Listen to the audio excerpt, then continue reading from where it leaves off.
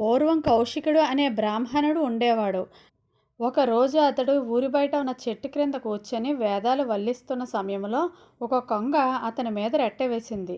కౌశికుడు ఆగ్రహించి ఆ కొంగ వైపు తీక్షణంగా చూశాడు. ఆ చూపుల తీక్షణకు ఆ కొంగ చచ్చిపోయి కింద పడిపోయింది. కౌశికుడు అది చూసి కలతపడి, అయ్యో, నేను ఎంత నిర్దయగా ఈ కొంగను చంపానో, నా పాపానికి నిష్కృతి లేదు అని విలపించాడు. ఇంతలో మధ్యాహ్నం అయింది. ఒక ఇంటికి భిక్షకు వెళ్ళాడు. ఆ ఇంటి ఇల్లాలు అతనికి భిక్ష వేయడానికి పాత్రను సిద్ధం చేస్తున్న సమయంలో ఆమె భర్త ఆకలితో ఇంటికి వచ్చాడు. ఆమె భర్తకు అభ్యంగన స్నానం చేయించి భోజనం పెట్టి అతని కాళ్ళు వత్తే సమయంలో భిక్షకు వచ్చిన బ్రాహ్మణుడు గుర్తుకు వచ్చాడు. ఆమె ఒక పాత్రలో అన్నం తీసుకువచ్చి భిక్ష వేయడానికి రావడం చూసిన కౌశికుడు కోపించి, ఏమీ ఇంత గర్వమా? నన్ను చూసిన వెంటనే పొమ్మంటే పోదును కదా, ఇంతసేపు ఎందుకు ఆలస్యం చేసి అవమానించావు అని అడిగాడు. అప్పుడు ఆ సాధ్వి జరిగిన విషయం కౌశికునికి చెప్పింది.